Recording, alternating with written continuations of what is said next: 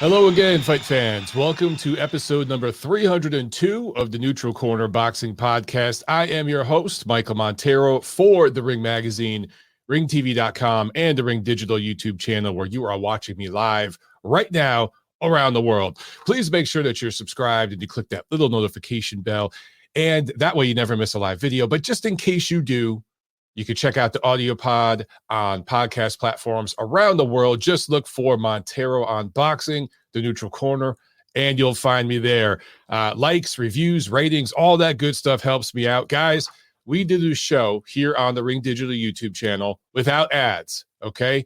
We do it without ads to bring you value, because who the hell wants 10 minutes of ads up front in the beginning of a podcast? You think if your favorite podcast out there, the first 10 to 15 minutes are a bunch of freaking ads.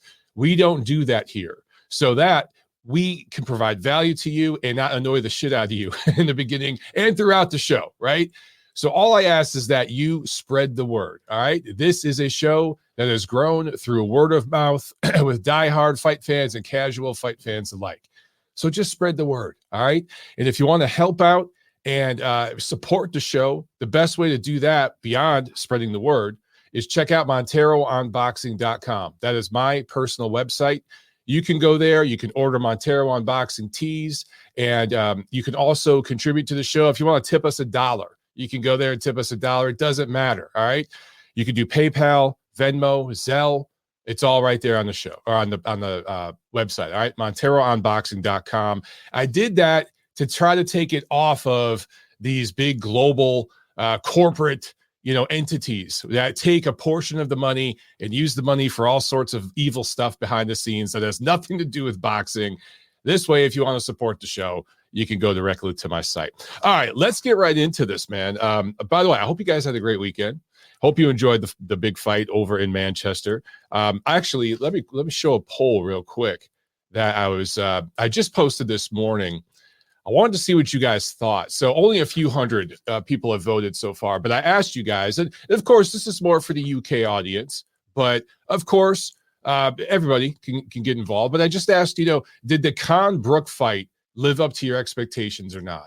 And so far, about 3/4 of you out there has said it met or exceeded your expectations. 56% of you said it met them. About 17% exceeded. 27% of you say it fell short of expectations. So, of course, we'll break that all down. By the way, I was really wrong in my prediction. Look, I went with Amir Khan. I just that was one of those picks where I really didn't put any science in it. I just had a feeling, and I went with it. However, after the weigh-in, yeah, I really thought about changing my pick. Although Brook looked drained, he did look kind of drained at the weigh-in, but he also looked really, really strong compared to Khan. And Khan looked overtrained. His body didn't look right. He kind of looked like a 50-year-old man. He looked like a 50-year-old man that's been taking HGH, like testosterone supplements and like injections at his doctor's office and getting back in the gym. That's just kind of the body he had.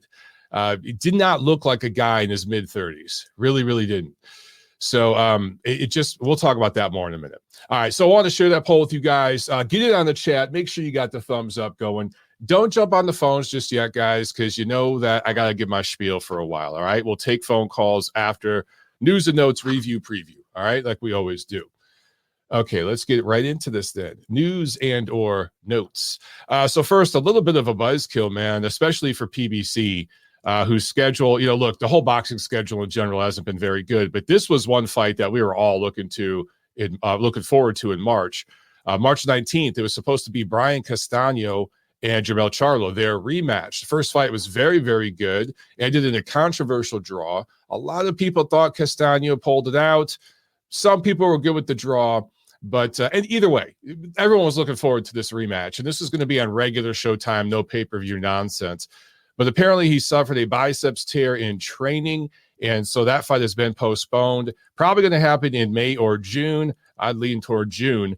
So this hurts. This hurts because this was one, again, that was on the schedule we were all looking forward to. That was not pay-per-view. And in terms of non-pay-per-view, it was certainly the best fight PBC has had probably since the first Charlo Castaño fight that was non-pay-per-view, and maybe the best one so far of the year that was going to be on the schedule, right? Certainly one of the top fights that was on the schedule this year. So, yeah, that's a buzzkill. So that gets pushed back from quarter 1 to probably late quarter 2 at the earliest, all right? And also, at the time of this recording, Dillian Whyte apparently has not signed the contract to fight Tyson Fury.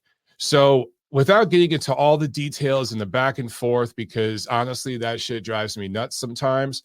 And there's been too much of it going on lately with too many boxers.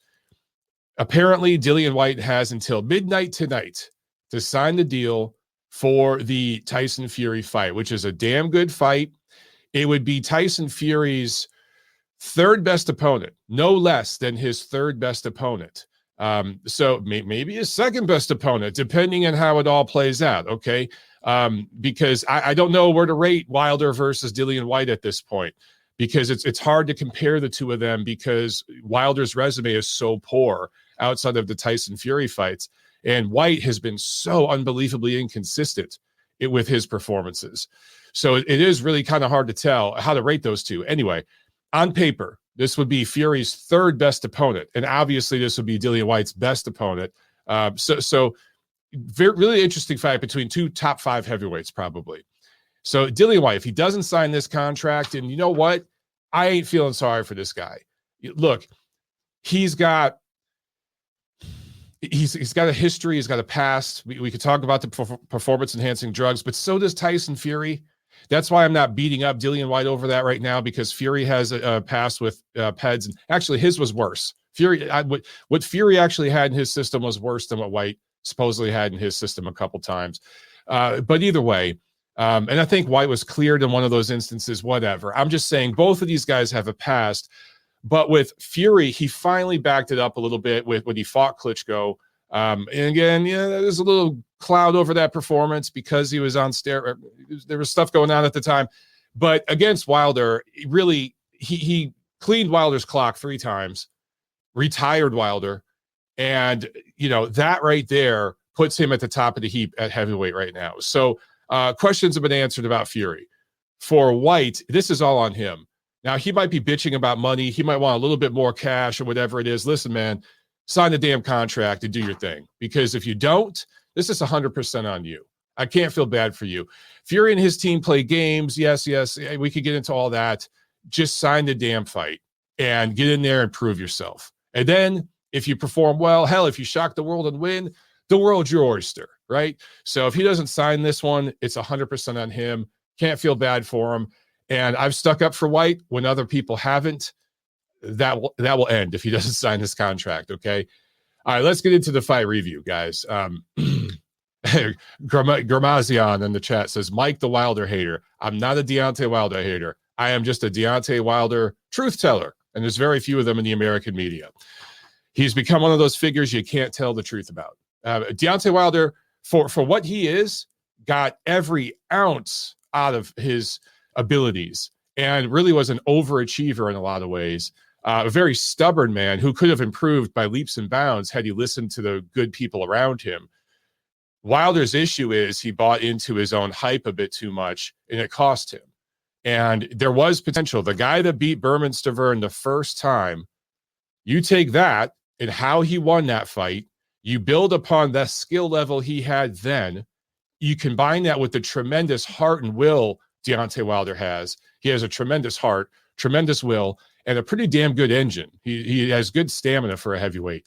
You take all that and build upon the skill, that dude could have been a lot more than he was, okay? But that's on him. And all I'm doing is telling the truth about it. Leaving all the outside the ring stuff out of this. I'm just keeping it to what's inside the ring, all right? All right, review time. Saturday, February 19th. In Yekaterinburg, Russia, Zaur Abdullayev scores the best win of his career with a TKO 12 win over Jorge Linares, who has now lost 4 of his last 7. Interesting fact about Jorge Linares that I hadn't thought about. I kind of knew this, but I just hadn't heard it put this way. I was listening to the Boxing Rant today with my boys, Kenny and Vince. And Vince brought up the fact that Jorge Linares has now lost 7 times. 6 of those losses were by stoppage. Only one time that he has lost has he gone the distance. Do you know who he went the distance against in a losing fight? Devin Haney. Interesting, huh? Devin Haney, the guy who's supposedly being ducked by the entire planet Earth. He is the one guy that let Jorge Linares go the distance. He beat him. But remember, Linares buzzed him late in that fight, and Linares lasted the distance. Even Zaur Abdullayev stopped him, and others who are a lot smaller than Devin Haney. So I found that interesting. The one guy that went the distance with Linares that beat him was Devin Haney. Supposedly this killer who's being avoided by all.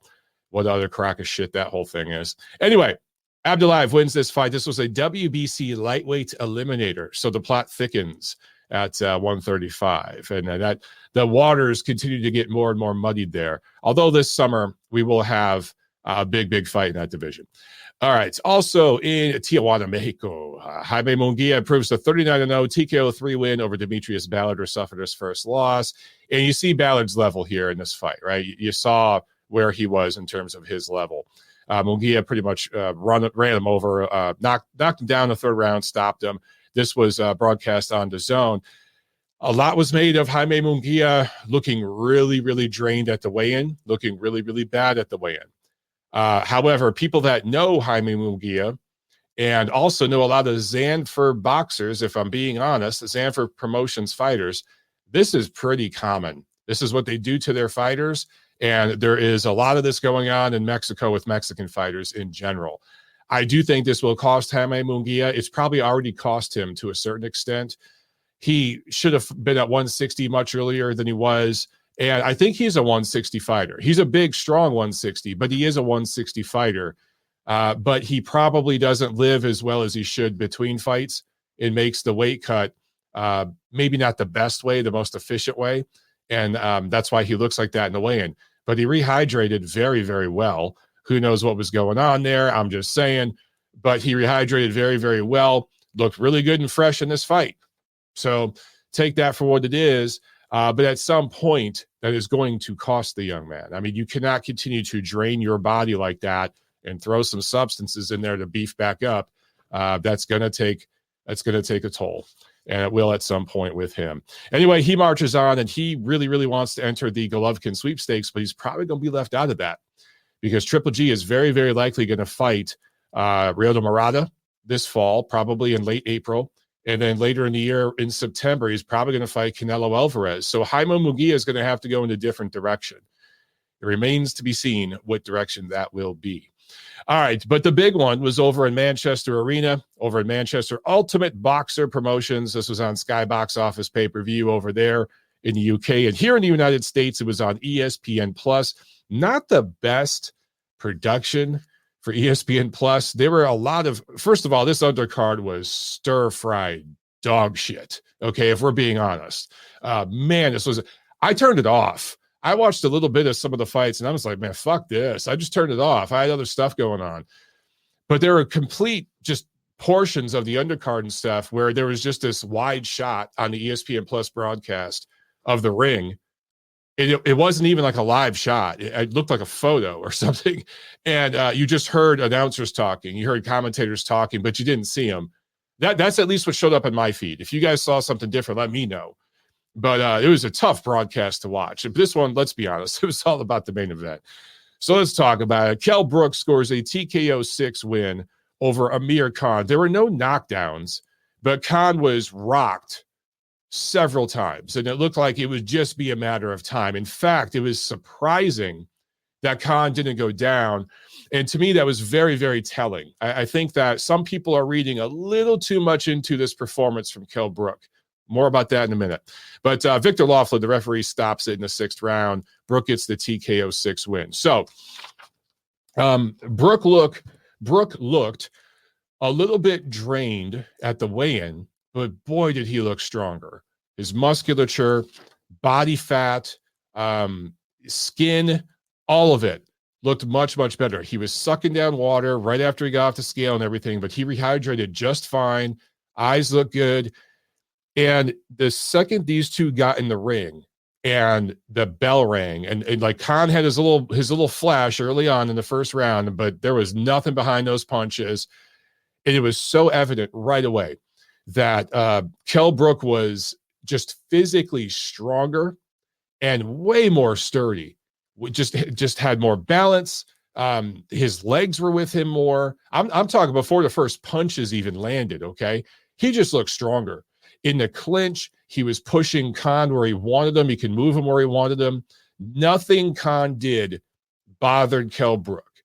Now, a lot of people are saying, oh, well, this is evidence that if they fought in their prime 10 years ago, this means that Brook would absolutely mop the floor with Khan. I'm not 100% sure about that. I'm not, okay? Because it's so evident that, yes, Brook is past his best. And I still think he's compromised from that Golovkin beating. It changed him as a fighter. As a human being, it changed him, okay? But he is way closer to his physical best than Amir Khan. Amir Khan was absolutely shot to shit. Now, 2020 hindsight, of course. I've been told by several people that were around and saw some things and heard some things that Khan overtrained, that he overdid it in camp. I don't know about any of that, okay? I could just tell you this. It looked like a guy who had been out of the ring for a while and put in a really, really good camp to get his weight down, but the body fat percentage didn't get as low as it used to be. Didn't look nearly as ripped, just as strong and sturdy as he once was. And Khan's never been the sturdiest guy. He's someone who got by on speed, right? But man, there used to be some explosiveness there that was just completely gone. So if either one of these guys is shot to shit, it's obviously Khan, and he needs to retire like yesterday, okay? He should not take another punch in his life. He is clearly going to suffer damage later on in his life from what's happened to him in the ring. Guys, keep in mind, he is the same age as Kell Brook. Now, he's had more fights if you include the amateur records and all that. And he started this is another thing people seem to be forgetting. Khan started at 135. So he went up in weight and he fought the current undisputed super middleweight champion in Canelo Alvarez, who's a short guy, but very stocky. And Canelo has fared very well in a very weak super middleweight division, but still, Canelo's the champion there. And for Khan, a lightweight who started at lightweight, to fight the guy who's currently the undisputed super middleweight champion, that says a lot. A lot is said about Brook fighting Gennady Golovkin. And yes, it should be noted. He stepped up and he took that fight, and he balls to the wall. I get it. Deserves credit. But he did take a life and career-changing beating in that fight. I don't quite know if it was the same as what happened to Amir Khan, though, because Amir Khan is a guy that got knocked out at lightweight. He got knocked out at 140. He got knocked out, I think, at 147. And then he went up to Canelo weight and got knocked out. So if you're a guy who's getting knocked out at 35, and then you're at 55, fighting a guy who's a natural super middleweight who melted down to Canelo weight unnaturally for years, was bending the rules a little bit to do that.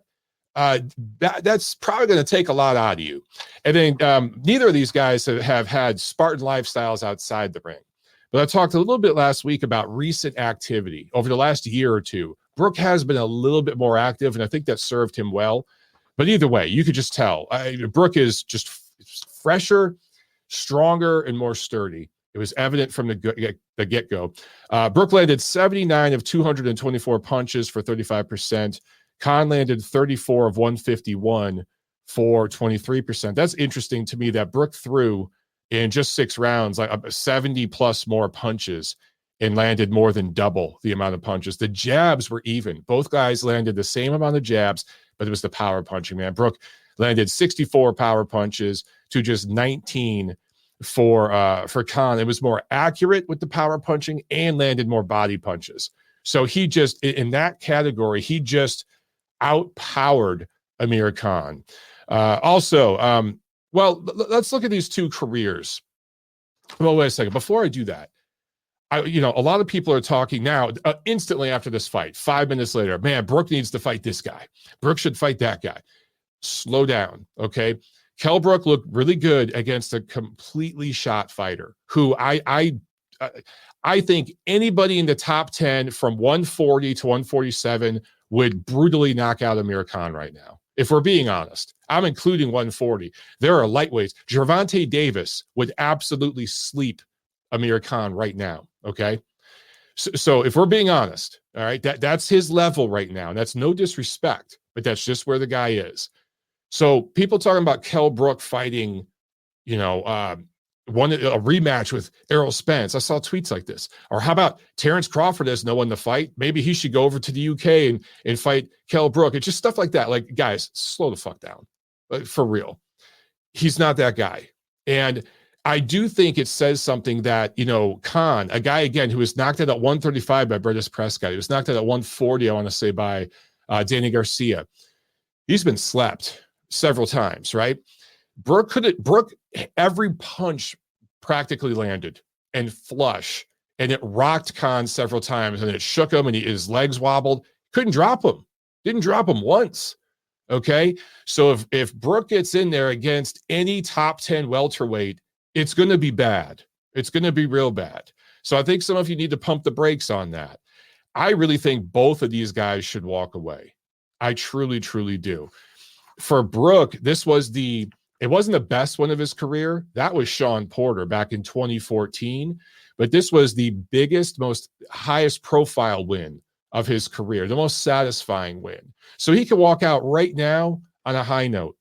The thing is, for him, the Sean Porter win in 14, and then the Khan win in 2022, there wasn't a whole lot in between. There were two dominant losses. He absolutely got just bludgeoned by Golovkin.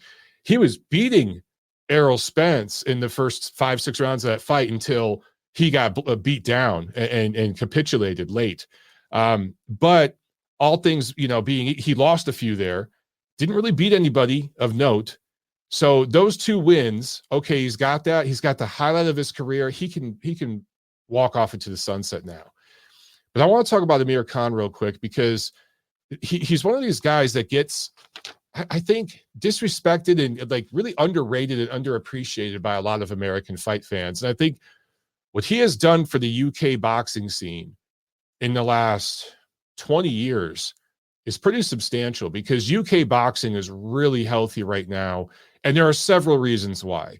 But Amir Khan is one of those reasons. He has played a part in this. Here's something I think a lot of you don't understand or just realize. Of course, Khan had a very good amateur career. 2004 Olympics, he was as a lightweight, he was a silver medalist, but he had gold at several tournaments before that. I think in the World Junior Championships in 2004, he had gold there. I think the Junior Olympic Games in 2003, he had gold. But, for a guy who was 17, 18 years old right around that time, he was very popular, man. His Olympic fights, I just read this today, drew an audience of nearly 8 million viewers on BBC. Now, 8 million viewers, people in the United States hear that, and they're like, yeah, that's a great rating, but there's, 330 some odd million people here. Think about the UK. Like BBC is in a lot of places, but 8 million viewers on BBC, that's a big deal. His final Olympic match had 8 million viewers. He had a rematch with a guy who beat him in the 2005 Olympics or 2004 Olympics. He had a rematch with him in 2005. That drew over 6 million viewers on ITV. So this guy was getting major, major views before he even went pro. So he played a big, big role in helping bolster that UK boxing scene that has exploded in the last 20 years. Of course, he's not the only guy. He's one of several. But I do think he deserves credit. Did he make missteps in his career? Yes. Was he an annoying ass at times? Yes. Did he come off as entitled and aloof and maybe delusional at times? Of course. Maybe perhaps he could have stayed over in the UK a little bit longer before he wanted to come to America and conquer here. Yes, there are several things we can point to. And I understand why a lot of American fans could get annoyed by Khan, even British fans, at some of his antics. But looking back at his career, man, at 35, he beat an ancient Marco Antonio Barrera. Okay, that's fine. But I really think his best work was at 140. He beat a still very, very good Paulie Malignaggi, Marcos Maidana, Zab Judah, all still serviceable. Those are 3 really good wins when you look at what Paulie was an overachiever in his career, what he accomplished. But Zab Judah, very good fighter. Marcos Maidana, what he went on to accomplish later on, that's pretty substantial, man. And then At 147, he beats Colazzo. He beats Devin Alexander. And Chris Algieri, pretty decent fighter. But those are decent wins, man. So none of those wins are great. You know, I don't think Khan makes the Hall of Fame. I saw some people tweeting about that. I don't think he's a Hall of Fame level guy. That can be debated. But for me, he falls just short of that. But he had a pretty damn good career. And so he can walk away into the sunset now, nothing left to prove. But no one in this man's camp, you know, and I get it. He's had 8,000 trainers. But seriously, anybody in Amir Khan's posse, and he has a huge one, everybody there should tell him, dude, no more. You're done. If there's anybody around him that says, yeah, man, one more, go one more time, champ, like you're a bad friend. You're a bad person. He needs to never take another punch again. For Kell Brook, he's sort of these what if guys. He's one of these what if guys, because if he doesn't take that Gennady Golovkin fight, all right, and he got a career high payday, and everybody respects the hell out of him for doing that because 99.9% of fighters wouldn't have done it. But how much did that change his career? We'll never really know, because he literally went up, did that fight, came off of the surgery and everything, dropped back down 13 pounds and fought Spence, and then got injured again, right? And that eye injury came back to haunt him in some later fights when he stepped up and fought the elite. So it's difficult to know. It's really difficult to know what may have been different. I will say this. Brook was an avoided fighter. People, a lot of the American fight, after that Sean Porter fight, none of the PBC welterweights were looking at that dude and wanting to fight him. He was always going to struggle to find fights. Perhaps the best fight that could have been made in his prime, had he not fought Triple G, was eventually a fight between him and Terrence Crawford. Both of those guys in their prime, undefeated. That would have been a very interesting fight, but we'll never know. So he's just going to be one of those what if guys, and we'll never truly know. But, you know, I give the man credit. I really, really do. All right, let's go to some of these super chats. I saw we got a few of them here. So let's drop down and find these. All right, we got a super chat from Deed, and he just posted a chat. Thanks a lot, brother. I appreciate it, man. Hope you're enjoying the show. My man, Torian Falk, with the super chat. Thank you so much, bro. He says, if Linares decided to retire, does he have a Hall of Fame case? In my book, anyone who is a three-time champion and lineal champion has a worthy cause. Jorge Linares is an interesting case. I would have to really, really look at his career. Up front, dude, I would say no. But you're right. I mean, he's not just a three-division or a three-time world title holder. I'd have to look at who he beat to get those titles. And then he was a lineal champ legitimately at 135. So I think that's important too. I'll check it out. That would be one I'd have to think about, because to me, Jorge Linares, Amir Khan, guys like that, to me, just fall just short. But on a weak year, where you got to pick at least three guys, they might fall in there. They might. We'll have to see.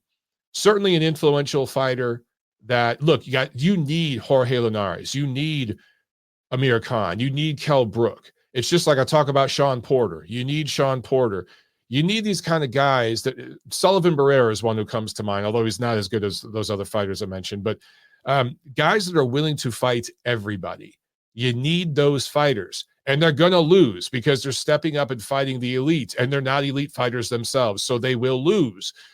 But if you don't have those fighters who are willing to fight the best out there, you're never going to get any damn fights, you know? So I respect the hell out of guys like Linares, Khan, Sean Porter, those kinds of fighters that fall short of Hall of Fame credentials, in my opinion, but are willing to fight everybody.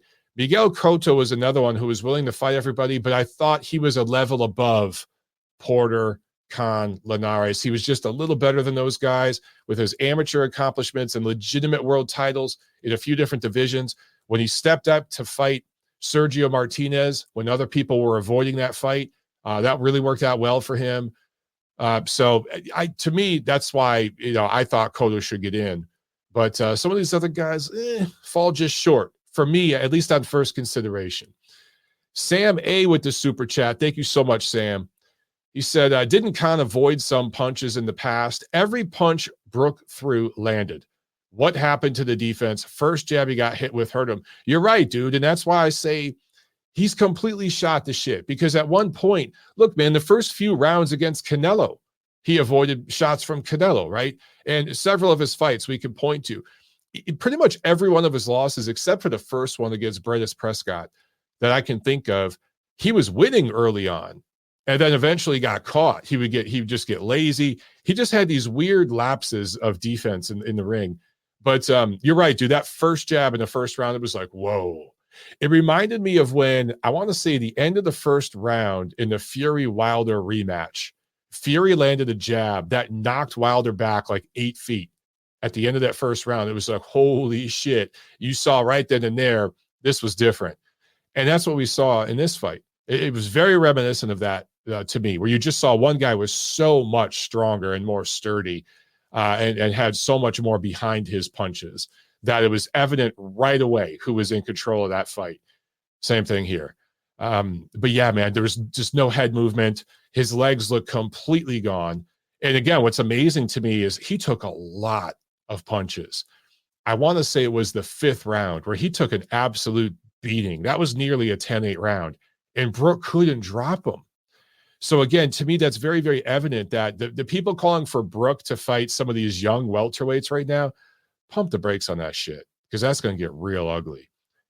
Because once again, there are lightweights out there who would sleep Amir Khan right now. There may be even junior lightweights that would knock him out, so if we're being real. So let's just let's keep things in perspective, people. Let's see what else. Oh, we got another super chat. All right. J&M, thank you so much, man.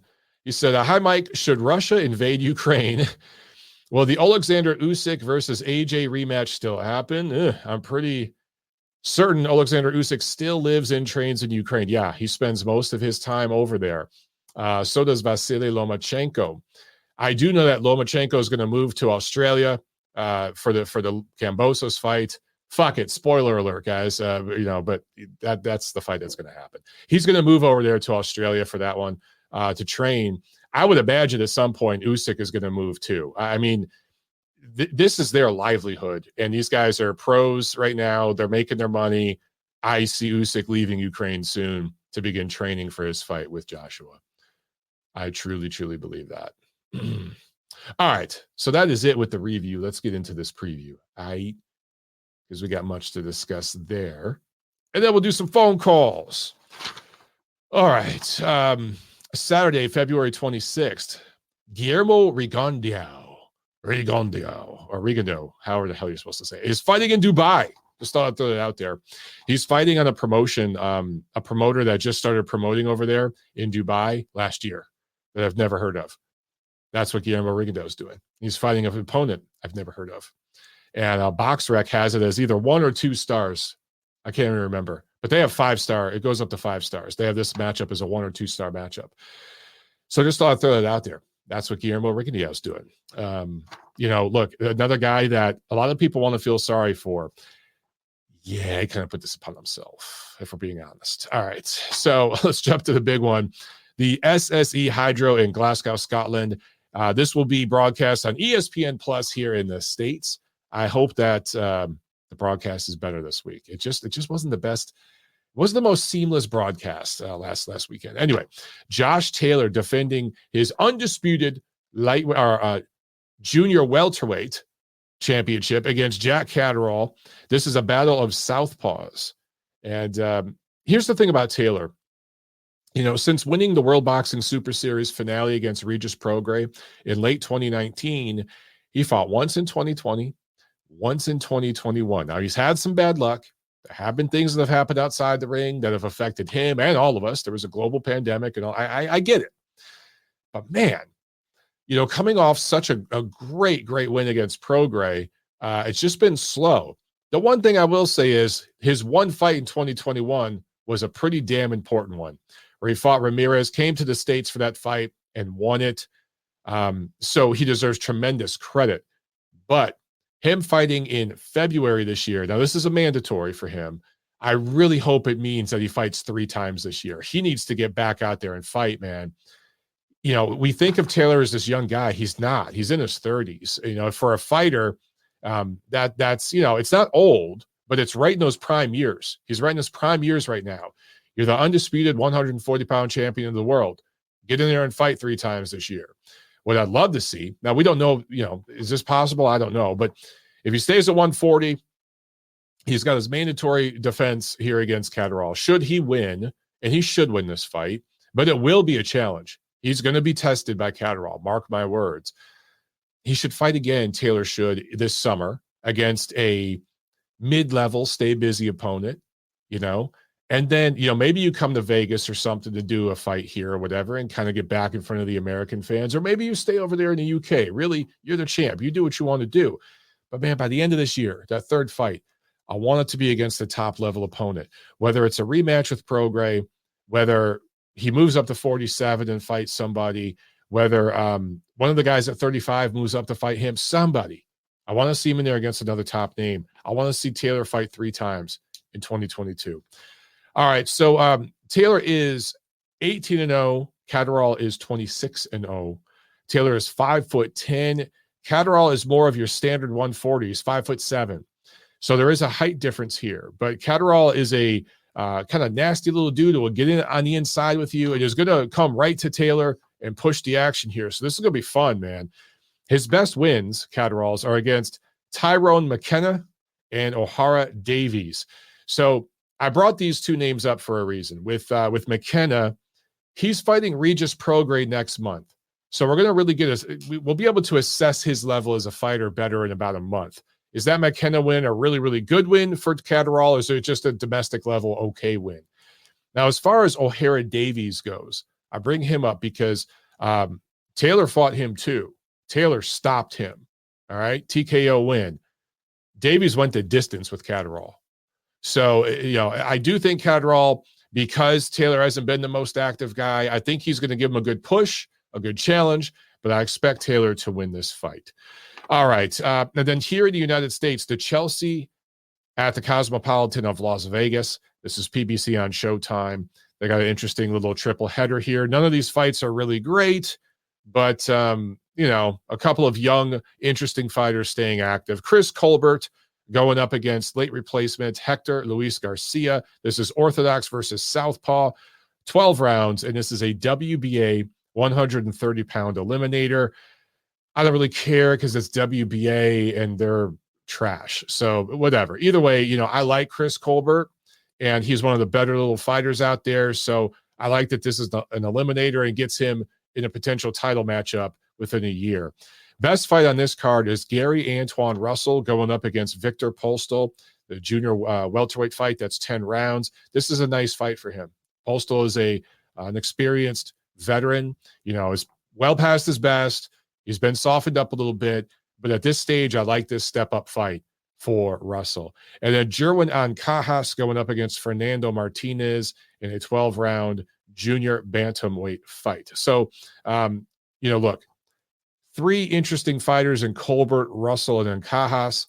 Not the best matchups in the world. I do like the Russell-Postol matchup, though. But these are kind of stay busy, experience building kind of fights for these 3 guys. But it should be an interesting triple header. And then Sunday, February 27th, Matchroom is back on DAZN. This is in London. Lawrence Okolie, the second defense of his WBO cruiserweight title, going up against Polish fighter Michael Cieslak, who has only lost once, and that was a unanimous decision loss to Ilunga Makabu back in 2020. This is another one of those instances where we'll get an indication at Cieslak's level, because a lot of people were saying, right, when Canelo was going to fight Makabu, there were the people on Twitter saying, oh, Makabu's a beast. He beat this Polish kid to win the title, and oh, man, he's a monster. Canelo's a badass for taking this fight. I told all of you that fight was complete smoke and mirrors. It's not going to happen now, thank God. But I think Okolie is going to steamroll this dude. I think Okolie is much, much improved in recent years. It'll start slow and technical, but in the middle rounds, I think he's going to sleep this dude. I really, really do. All right. That is the preview. I'm sorry. Yeah, the preview. Yeah. I had it right the first time. Let's go back to this chat here. Make sure I got all the super chats, and then we'll get to the phones. All right. So get on the line, guys. Let's see. Super chat from Kobatsudo. What's up, man? I ain't heard from you in a while. Thank you so much for the super chat. He says, Do you think prime Triple G would have KO'd everyone Canelo has faced since the rematch? Yes. I think a past prime Triple G KOs several of them. Yes, absolutely. And this is no disrespect to the guys Canelo has fought. Okay. But yes, the only exception is maybe Daniel Jacobs. I think he had the style and everything to always give Golovkin issues and at least go the distance. Possibly could have been stopped late, but likely would have always gone the distance with Golovkin. But everybody that Canelo has fought after the 2 Triple G fights, let's see, that's Rocky Fielding, Avni Yildirim, Caleb Plant, Callum Smith, and Billy Joe Saunders. Yes, prime Triple G absolutely annihilates all those fighters, and it's really not even competitive. I don't know if any of those guys would win a round, maybe 1 or 2, but that's about it. And that's just the level of those fighters and also the level of a prime Triple G. Prime Triple G is the guy that absolutely bludgeoned David Lemieux, right? And David Lemieux, I get it. When Billy Joe Saunders fought him, he wiped him out. But that was more styles, and it's not the same David Lemieux. I get it. All right. So on paper, it looks like Billy Joe Saunders maybe is a step up from David Lemieux. Sure, absolutely. And so by the way, is Caleb Plant and Callum Smith. They're a step above David Lemieux, but I still think Triple G would have just bludgeoned those guys and just ran through them. Okay, I think that's all the chat we're caught up on. So let's jump to these phone calls. And if you guys got any more stuff in the chat, we'll hit those up too, all right? Let's go right to the phones here. We've got 336. You're on the show. What's going on? Yo, Mike. What's up, Brian? Yo. What's up, man? Brother, facts. You keep giving them facts, my brother. If they're not absorbing this knowledge, I don't know what they're doing. Right? This is incredible. This is incredible. Yo, I don't know what's going on. Are you getting me all right, man? Because yeah. I kind of lost. Yeah, I got you. I got you. Okay. I can hear you. Okay. Yeah. Okay. As far as Brook and Khan, what I did, I just turned it down and I started playing music I wanted to listen to, and I watched the fight. And I just looked at the fighters, man, and I wanted to feel them. You know what I'm saying? Mm-hmm. Mike, you a fighter. You know what I'm talking about. Mm-hmm. I wanted to feel them. I wanted to see the expressions. And yo, man, if these 2 guys do not retire, they both gonna get fucked up. Yeah. So they need to do that shit and stop fucking around. And as far as these people that want someone to, yo, man, if you never took pain, you don't know about pain. So you talk dumbass shit. You got to experience that shit and understand what these fighters are going through. Motherfucker, you watch that shit on TV, yeah, that ain't doing it. Yeah, Mike. Anyway, as far as them clowns, whatever, Brook and Khan need to stop this now and enjoy the rest of their lives with their families. Enjoy their millions of dollars and enjoy their families. Yes, sir. Yo, they done enough shit for the business, bro. Yeah. They can go and do other things and still make money. Absolutely. I don't know what these people are thinking. Now, do they understand the pain? I mean, Mike, you need to explain to these people what kind of pain you got to deal with in this shit, man. This especially once you get over 30 years old, man. It's different. When you're 22, it's not the same, man. Well, it's like drinking. It's not the same when you're in your 30s, man, or 40s. Hell no. Facts, Mike. They better absorb those facts, man. I'm living in your world, my brother. This is you. Oh, man. But that's what I did, man, because I just had to look at it that way because I know this fight should have happened a long time ago, and it should have. Mm-hmm. But I just wanted to see them. These 2 old guys. Because they are. Man, you know what's crazy, though, man? They're only like 34, 35, right? Well, you know what I mean. No, but you're right. They are old because of the punishment they've taken, man. They're not the same guys. Facts. Yeah. Facts. That's like you were saying about a prime Khan fighting. Who was that? And I was like, yeah. Oh, you said it would be a great fight, though. Or Brook, if Brook hadn't fought Golovkin, And we got an undefeated Kell Brook versus an undefeated Terrence Crawford. That would have been a hell of a fight. That would have been that would have been the shit, man. Oh, yeah. Facts. Yeah, man. But anyway, I ain't gonna take up any more of your time. I just wanted to express that because I suppose if you haven't experienced something, you don't know, and then you talk nonsense. True that. You have to understand what these guys say through. This is pain. This is not bullshit. This is real. This ain't no shooting TV hoops. Show, motherfucker. This ain't. Yeah, absolutely, man. Playtime over, man. Yo, Mike, respect, brethren. Bomba clap. Bomba clap. Man. We're going to meet one day, you and me, because this is fake, man. Absolutely, brother. Meet, man. Absolutely, man. This is going to be great. Hey, man, you take care. I'm going to see you Friday or whatever you do Friday. Boom, boom, boom. We knock that up. Anyway, yo, what's your Boston boy? Yo, I want to talk to that crazy motherfucker. But anyway, I don't know. Yeah, man. We need to get him back on the line. And maybe you know, we need, if he calls in, we'll do a 3-way. Yeah. And we'll all three of us will talk. Yo, I ain't down with that shit, man. Not like that. No, not like that, man. I'm not into that shit. Not on this channel. We don't do that on this channel. No, I was talking about something else, man. Oh, man. Oh, man. Now you're going to get me in trouble, Brian. You're going to get me in trouble, man. Oh, shit. Not me, brother. Not me, brother. Not me. I'm an innocent guy here. This guy look like me. Yo, man, it's always a pleasure to talk to you. Always a pleasure to watch. Absolutely, man. Your knowledge is incredible. The guys that call in, they don't bullshit. Yo, you ought to be like everywhere, man. You be worldwide. Fuck that shit. 'Cause this is real, right here. I appreciate it, brother. Real shit. Fuck, man, I got nothing but praise and love for you, brother. Appreciate I don't know it, what man. else to say, so I'm going to say adios, amigo. All right, man. Have a good one, Brian. All right, peace, BOT. Peace, man. I'll talk to you probably Friday. All right, man. Bye. Bye. There he goes. All right, let's jump right back into it with Nacho. He's been on the line for a minute. Nacho, what's up, man? Hey, what's going on, Mike? Not much. Just like what happened on the fights this weekend. I think Linares has to call it a wrap, Mike. Yeah. I had him winning that fight, but honestly, he just didn't look great, even though he was winning the fight. Because when he did get hit solid, he didn't look like he took the punches the way he used to when he was younger. Yeah. And you can just kind of tell when a guy starts taking shots and he doesn't absorb them anymore the way he once did. It's not a good look. And so he was winning that fight, but I always felt like if Abdullayev landed something really hard that could hurt Linares, he was going to stop him. And sure enough, that's what ended up happening. But I have to say, that was some bullshit by ESPN Plus.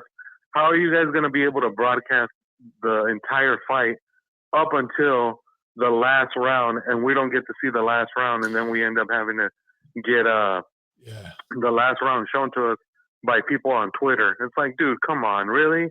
Like, I totally forgot to mention that. I totally forgot to mention it. Yeah, man. They spent on it. All this money they spent on it, all this money they've invested in the damn thing, and they still can't get it to work right. That's ridiculous, man. Like, this is bullshit. Like, I was so upset that I didn't get to see it live, and I had to watch it, like, later. I was like, that's ridiculous. But, yeah, I mean, I think, like I said, if Linares can't compete at a championship level, then why stick around? I think at this point, he just has to call it a day and move on for sure. And then with the Khan Brook fight, that was entertaining. Like I told you, Mike, considering it was two guys that were considered past their prime. Both guys have taken a lot of damage. Both guys have been rusty and not fighting very often. It was entertaining to see, but I agree with what you said. It was like as soon as Brook landed the very first hard, stiff jab to Khan, and you could see Khan was on shaky legs, I was like, oh, this fight's over. Like at that point, you knew it was over because Khan was never going to be able to land anything on Brook that was going to hurt him. It was just a matter of time before Brook was able to take him out. And that's what he did. He beat him up and eventually stopped him. I hope both guys got paid really well, which it does sound like they both did.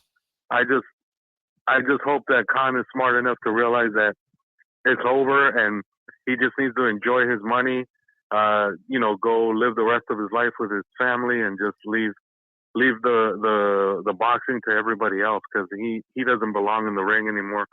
As far as Brook, like you said, Mike, some people are getting exaggerated about like, oh, he should fight this guy. But there is one guy, and I'm just curious to see what you think. What would you think about a fight between Kell Brook and Danny Garcia? Yeah, a few people have mentioned that. And I guess at this point in their careers, if they wanted to go for one more payday and they wanted to do something like that, and Brook wanted to come back to the United States or something, yeah, we could do that. I think that's okay. I think because Garcia's never been an elite welterweight anyway. He doesn't hit hard at welterweight. So I think that would be a good fight. Yeah, I think that fight at 54 for both guys would be very competitive, because I think they're both kind of at the same place in their career. And Garcia's not exactly a spring chicken either. He's kind of in his 30s as well. So, I think it'd be a decent fight for either guy. And then with the other card, man, watching Zepeda struggle the other night was just really tough to watch. But I just kind of wonder who got this last-minute replacement that they brought in, because that guy had no intention of really fighting. He was just out there to kind of be a spoiler, Mike, and it made Zepeda, as far as like his ability to go in there and get this guy, to fight, it just made it tough to watch. I'm glad he got the stoppage, but he was extremely lucky that ref didn't disqualify him for that shot that he hit his opponent with when the guy was already going down. Mm-hmm. I was like, I really thought they were going to disqualify him, but they didn't. So he was fortunate, and I'm glad he got the win and he moves on. But yeah, I'd like to see the Golden Boy put this guy in there with somebody. Like, I mean, enough of the guys, that are like kind of journeymen and trial horses. It's time to bring in somebody who's a legit test for Zepeda. I think he's ready. He's ready for a guy who's a legit test. Yeah, I think he's ready. And then with Munguia, I agree, Mike. I just was not happy with the fact that, he looked terrible on Friday when he weighed in, and he definitely put on a significant amount of weight overnight, because when he climbed in that ring, he must have been close to 180, I think. Like, he looked way heavier than what he did the day before when he was weighing in. He put on a pretty good amount of weight, but I think that's a dangerous game to be playing, because eventually those weight cuts, like you said, are going to come back to haunt you, especially as you keep getting older. That gets tougher and tougher to pull off. So, if anything, his Eric Morales and his team needs to sit the kid down and talk to him about, like, hey, like, if you don't want to be killing yourself to make 60, how about you stay in shape in between fights where you're not packing on, 25, 30 pounds, and then you have to struggle to get all the way down to 60. I think that's going to be the only solution to that issue. As far as the fight, he looked good, and he did what he had to do against a guy like Ballard, who, had a decent record, but it really hadn't beaten anybody of note. So he went out there and, he did what he was supposed to, and I'm glad he won and he's moving on. But, yeah, I think it's time, Mike, to step him up and get him either a top 10 guy or a title shot, one of the two. Like, no more stay busy fights. Like, the kid is ready. There's no more stay busy fights at this point. It's either he fights a contender or he fights a title for a title shot. Like, it doesn't make any sense to keep dragging this out. It's either shit or get off the pot, as far as I'm concerned with Jaime. And then just really quick, Mike, on Friday I had told you about a couple of things I had heard, and I'm just curious if I didn't get a chance to bring them up, but I remembered what it was. So the first one was, I don't know if you saw, but there's some people putting out a story. I think it might have been the dude Ryan Songaila had put out something on Twitter where, I don't know if you heard about Joel. Is it Joel or Casemiro? Is it? I'm not sure what his first name is. Is it Joel Casemiro? Raul Casemiro? Something. The Filipino fighter? Yeah, John Real. Yeah. John Real Casemiro. Yeah, the little guy. So apparently there was this story on Twitter going around last week before the Friday show, and I forgot about it. Apparently somebody is out there accusing Casemiro of having been busted for statutory rape. And like, there's this accusation floating around that he's in trouble in the Philippines for that, and that he flew out of the Philippines and came to the U.S. in order to avoid getting arrested by the cops in the Philippines. And then someone else put out something about, well, his ex-management is the one putting the story out there because apparently he didn't pay them for the fight against Rigondeaux, and they're pissed off, and they're like making this crazy accusation to like get him in trouble. Like, I don't know if you heard anything about that, but I was like seeing that and I'm like, oh, what the hell? What the hell is this? Like, it's just crazy because he's got a fight against Butler coming up soon, and I'm like, man, like that's just a wild accusation. I don't know if you've heard anything about that. I've heard a lot of things about Casemiro and the team, and there's just a lot of craziness going on. That's all I can really say on the record, because I know several people over there, and they're cool guys. They're cool to me, and they always give me access when I need to talk to someone. They always keep it real with me. But as far as the statutory rape and all that, I hadn't heard about that. I know Ryan Songlia, he is part Filipino, and I do think he speaks some Tagalog, and he talks to some of the people over there pretty regularly. He stays on that beat. So I'm not sure. I'm not sure what he knows, but I know that there's been a lot of back and forth between Casemiro and his camp and some other camps, and people have put out all sorts of disparaging comments and information about each other. So I kind of don't know what to believe with all that, dude. I really don't. Okay. And then just really like the last thing I wanted to bring up was, since Castaño got hurt and he's not going to fight Charlo, Tim Tszyu has been putting it out there that he's trying to enforce his shot. Do you think that they would step in? No? Oh, okay. Yeah, I kind of figured. Yeah, I figured they probably just dump the belt before they fight Tim Tszyu instead. All right, Mike, that's my call. All right, man. Thanks a lot, Nacho. All right. Yeah. All right. Peace. Yeah, I don't see Tszyu getting that shot. I think he is the mandatory, but I think that there's a contract there, and I think Charlo Castaño too. That's going to be the fight. It's only going to be delayed a few months, so it'd be one thing if it was going to be delayed for like a year, but I don't think that's what's going to happen. All right, let's go back to the phones. We got UK callers 797. You're on the show. What's going on? Hey, Mike, it's Rich Rapper here. How you doing? All right. Rich, good. How you doing, man? Yeah, strange times, man. I've got the fucking Rona. Oh. I'm currently quarantined in my tested positive like yesterday. I'm currently quarantined in my attic room while the rest of my family, who have not tested positive, have the run of the fucking house, man. It's completely unfair. I feel like Anne Frank or some shit. Anne Frank. Like, do you have the regular or do you have the Omicron, or however the hell you say it? Do you know which variant? Do I have the upgraded model? I haven't got a clue. Nah. You got one of them. I've only done the lateral flow test so far. I've got the proper one off to the lab today. So we'll see. I'd like to think I've got some kind of like mutant hybrid ninja version, so I managed to go this far without catching it. But only the most elite of variants. Only the elite, only the pound for pound variant. Yeah, absolutely.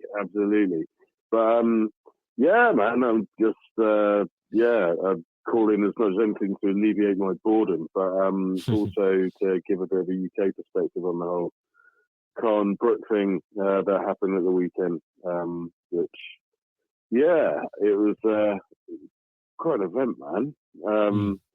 And not in all good ways, I don't think. It's probably the worst undercard I've ever seen. Oh, yeah. On a fight ever. Yeah. It was horrendous. They literally got Fraser Clark's opponent out of the audience. Yeah, I saw that. I actually saw that fight, and I was like, oh, my God, I might be able to beat this guy. You know, don't disrespect, but if I can beat you, you suck. So when I saw that, I was like, die. Yeah, for sure. Yeah. That guy, literally, he was at the public workout as a fan. He's had like 2 or 3 white collar fights before. Yeah. I can't believe. So he was a guy at my level, TKO6. basically, that got that assignment. Damn. Yeah, 100%. That's bad. No, he spoke to his manager because he'd been trying to go professional, and he spoke to his manager to try and get him a ticket. And he said, "I've got you a ticket, but you got to fight Fraser tomorrow." That's literally how it went. I can't believe it got licensed, man. It's fucking mad.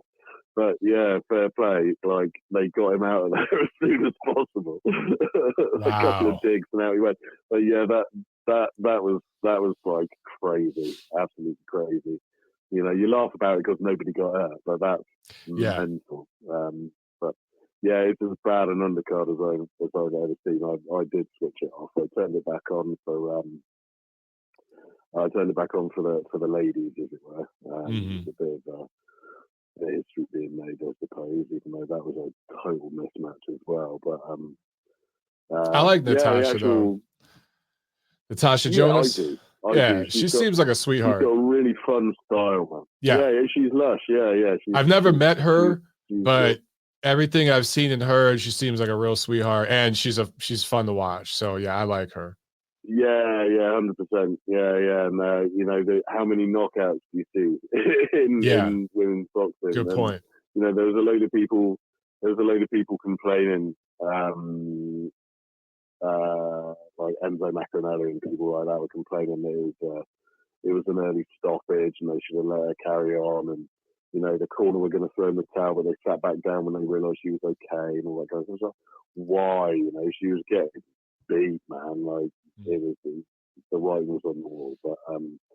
But yeah, I'm pleased for Natasha, man. It's a really good result, but yeah, not the strongest opponent really. But yeah, Khan and Brook. It's a fight like most UK fans are desperately wanted to see a long time ago. A long time ago. If it had happened like 8-9 years ago, ideally, that's when I'd have wanted to see it, to be honest. And I did not have high hopes at all. I thought Khan might well nick it, to be honest. Me too. I called it for Khan on points on the basis that I thought Brook would be horribly weight drained, and probably fade quite badly late. And it would just end up being a bit of a stinker and stuff. But I think that was just my pessimism as much as anything about the whole event really coming up to it. Because I desperately wanted Kell to knock him out, to be perfectly honest.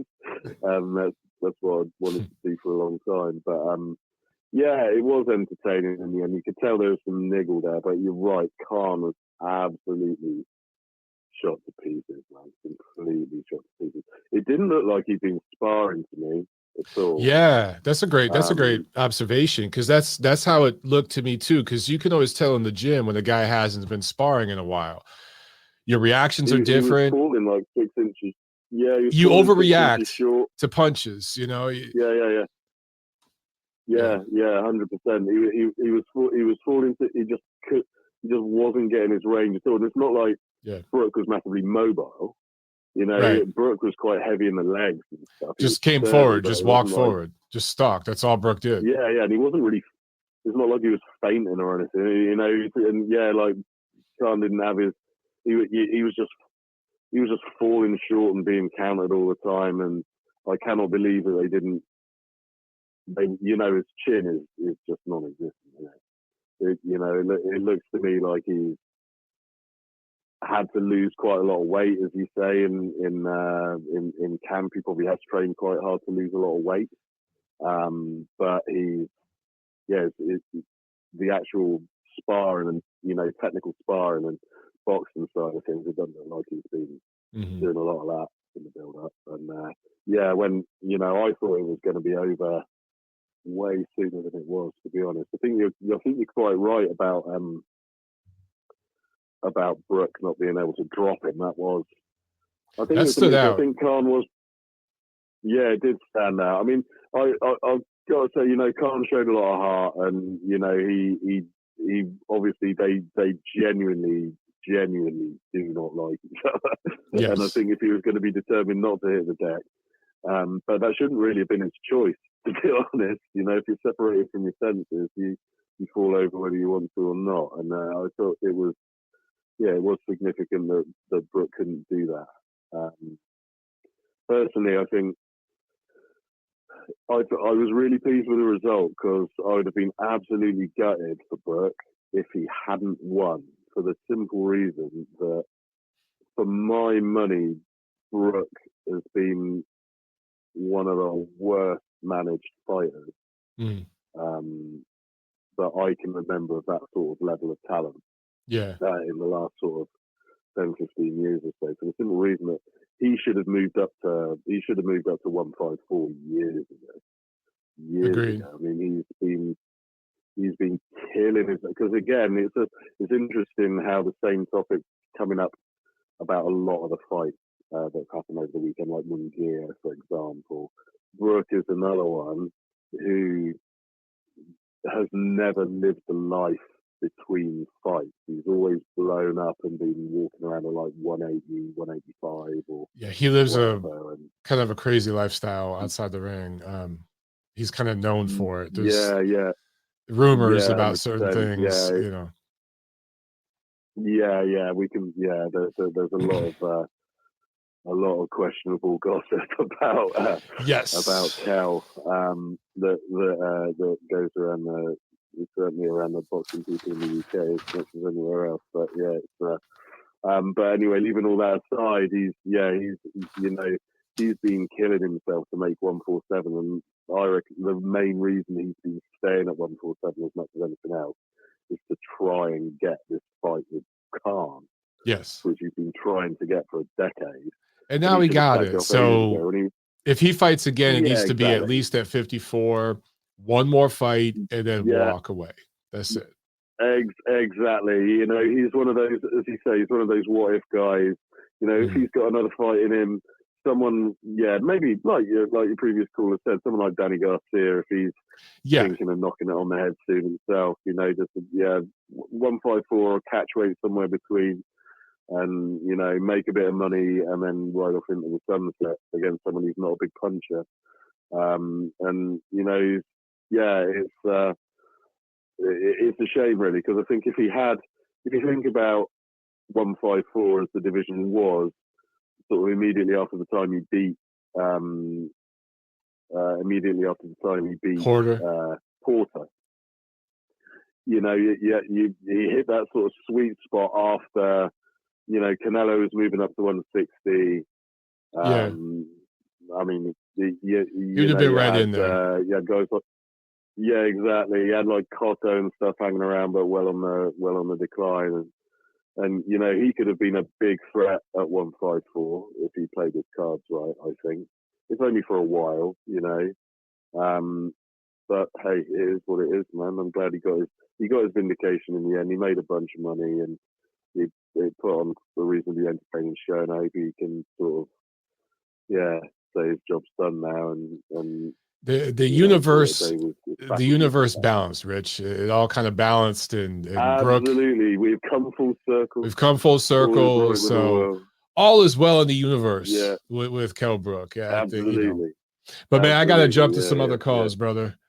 I got a few. Sure, man. I've been prattling on for ages, but cool. Take care. Thanks a lot. You too, man. Have a good one.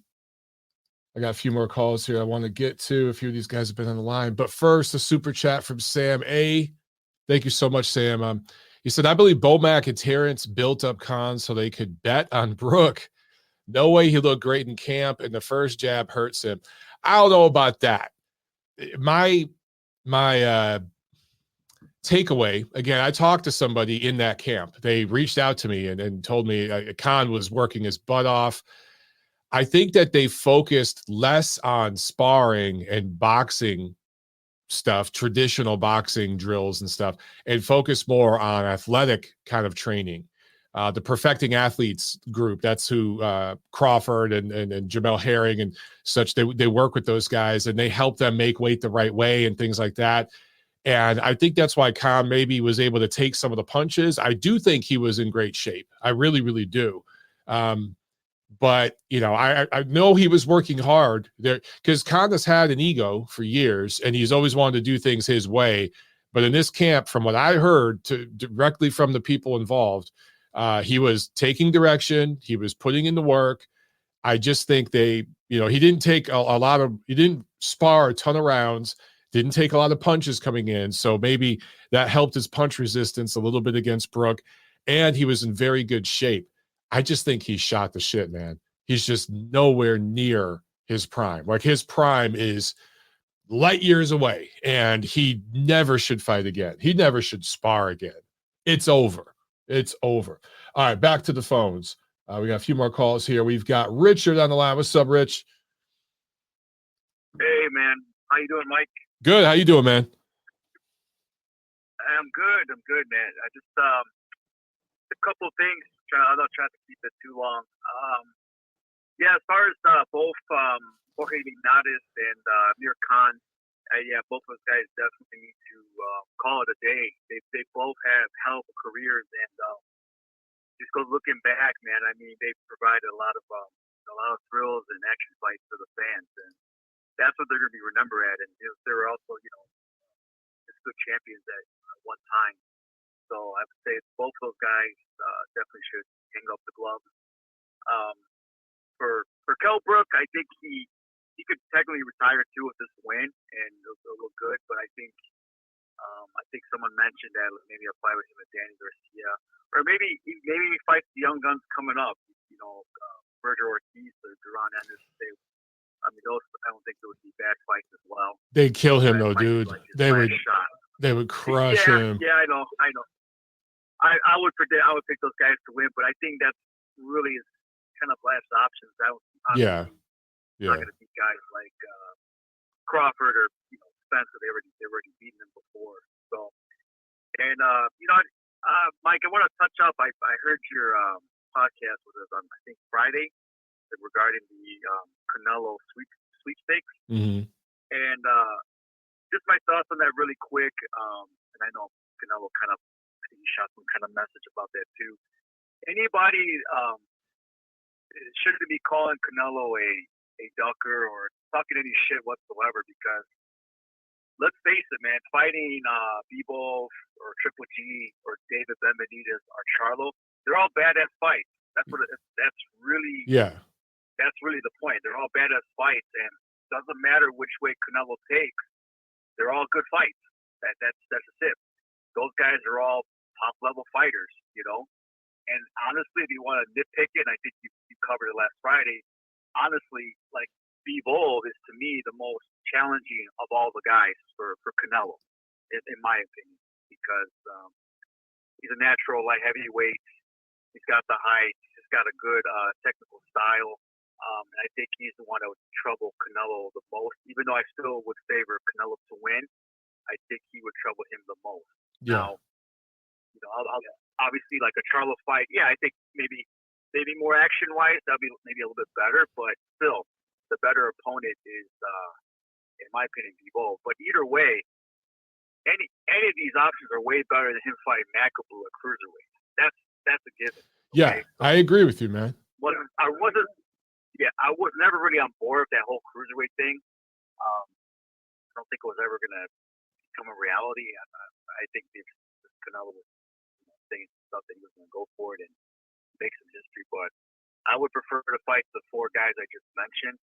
And if you're, like you said, if you're comparing resumes and stuff like that, I think Bebo has done more than Jermall Charlo and David Benavidez, but even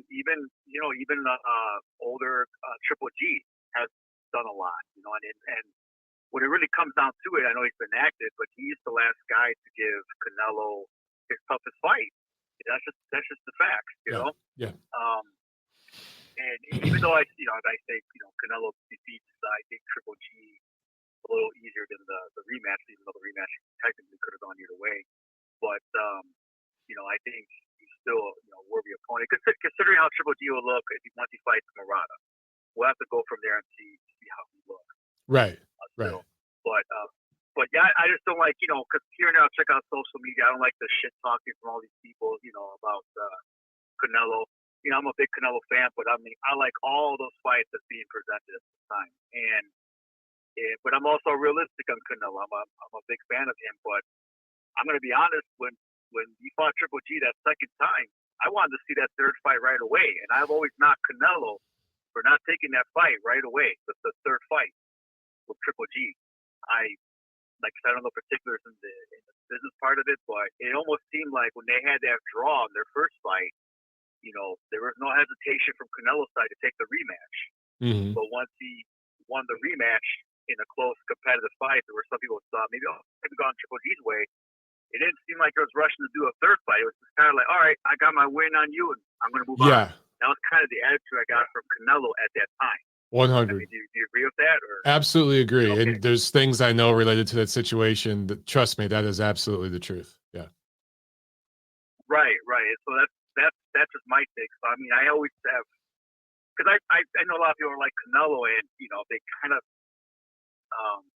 go on that same route too. Like, well, Canelo already beat him; he needs to move on. I'm like, no, man, that's not how it works. It's like, if you want to be honest, they're technically 1-1. Yeah, fights. man. I mean, the third fight's a rubber match. You could even have it 2-0. Yeah. Right. You could even have 2-0 Triple G. You can make a case. So I have an uncle of mine who's a hardcore. He thinks that Triple G won that second fight very close. I thought Canelo won very close. So it's like you got to seal the deal. Mm-hmm. We've always had these trilogies, and Pacquiao Marquez, Vasquez Marquez, and there's always all these fights. Barrera Morales, Gotti Ward. We've had them, and because we got to settle the controversy. Who's the main man, and also if they're good fights, like in the exception of Canelo Triple G, they were great fights. Let's see it again. And then on the business aspect of it, it'll be a huge fight, big money. Completely agree. Of course. I mean, of course, I think it's a little late now, but I still wouldn't mind seeing it. It still would sell, no matter what anybody says. It would still sell because there's still people that wanna see that fight. Yeah, that's pretty much really quick, Mike. I read your article, good article on the Ring Magazine for the Kronk Gym article. Oh, thanks, man. Stuff, appreciate man. that. Good stuff. I try to give the Ring Magazine a lot of credit. I'm an avid reader, subscriber to it. Been reading the magazine for many years. I don't like anybody that shits on it because my thing is that, hey, listen, yeah, of course, I've been reading the Ring for such a long time. Yeah, I might disagree a little bit on the ratings, but or I might read an article like, oh, okay, I'm not too up for this article or something. I'll read it, but I might not agree with it. But it's the overall picture, Mike. If I look at it, it's like good content. You got good people writing it, good people behind it, true boxing fanatics, people that love the sport and the passion. That's what counts because there's so much other garbage out there, other media, podcasts, whatever it is. It's just that the Ring Magazine still holds up in my opinion. It still holds up, and you compare it to everybody else, it's one of the best out there. There's only a few people that can really, even podcast like yourself and a couple others that, do a really good job and passionate about the sport.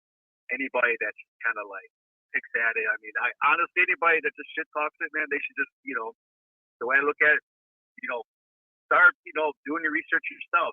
Once you, read some other boxing articles, or read some books, learn the history more. You know what I mean? Exactly. Learn the fighters. Go back in time. There is so much out there in boxing. It's like, as much as I love it, I'm learning something new every day just by, let's say listening to you or reading the Ring Magazine or just reading and buying a book. Whatever the case is, there's so much out there that, you could spend less time, bullshit on social media about who gets paid who and, sources nonsense. Right. Start doing some of that. Stuff instead. That's the way I look at it. 100% agree, man. Right. Yeah. So that's it, Mike. Really quick, what's your thoughts on Chocolatito and Martinez coming up in March? What's your thoughts on that? I gotta think about that one, man, because it's like it's youth versus age. That's a tough one. I gotta think about that one because I could see it going a couple different directions. I'm on the fence too with that one because I was. Yeah, I promise you, I'll take a side, brother. I'll take as we get closer to that fight, I'll take a side. But right now, it's too soon. So we'll get there. similar to Rodriguez, maybe Cuadras, 2 weeks ago? Yes. You know, like that Yeah. young guy. Although I think Rodriguez might be special. A little bit. Yeah.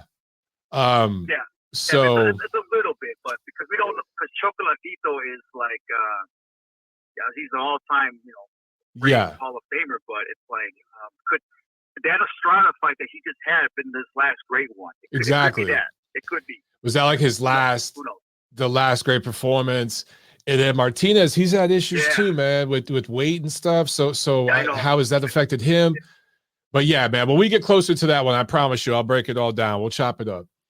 I got to get to these other calls, though, man. Real quick, I'll tell you what, it's going to be a hell of a fight, though. Fuck yeah. That's going to be a great fight. I can't wait. That's probably the first one of the year that, like, I'm really, really excited for. So it's coming up soon, man. All right, Rich. I got to jump to these other calls, man. Oh, looks like you went away anyway. So, all right, man. Have a good one. Oh, your call dropped, but I want to get to one quick comment, guys, before I get to a couple more calls, because this is an interesting comment from Abdul Munir Shacklebeaton. And he said, for me, Amir Khan disappointed the Muslim people. I was totally rooting for him because I am a Muslim myself. So Abdul Munir, I would say this to you, brother. You should be proud of Amir Khan. He came up short in that fight, but there's no there's no shame in that. He fought everybody. And so he should make you proud, honestly. I would be very proud of him. You know, if I were from the UK or if I was of the same heritage or religious background as Amir Khan, I'd be very, very proud. He fought everybody. He gave an honest effort. Like some people were saying he went in there and didn't fight hard, didn't train hard. That's the absolute opposite of what I've been told by people in that camp. They said that he worked his butt off. He got himself in great shape. It just doesn't have it no more, brother. And when I saw your comment, I wanted to respond, because if you're disappointed, you shouldn't be. You should be very, very proud. I would be. I certainly would be. And, you know, again, for all the antics and some of the things about Amir Khan that I might disagree with or may have annoyed me over the years or whatever, and for all his flaws, you know, he doesn't have a strong chin. He always had defensive lapses and kind of like mental lapses. He's carved out a very good career, and he was one of those guys that was willing to fight everybody. I think that's something to be proud of. I really, truly do. Super chat from OJ22. Thank you so much. He says, Ring Magazine has integrity. Yes, sir. And I'll tell you why we have integrity. It's because of the people we have that are in charge at Ring Magazine. The editors, our editorial staff, the people that are running the show are people that I look up to. It's not kissing ass. It's not telling people what they want to hear. I genuinely believe this and feel this way. Guys like Doug Fisher, Tom Gray, and there are others that I think are super, super great at their job. I agree with them 99% of the time on their takes.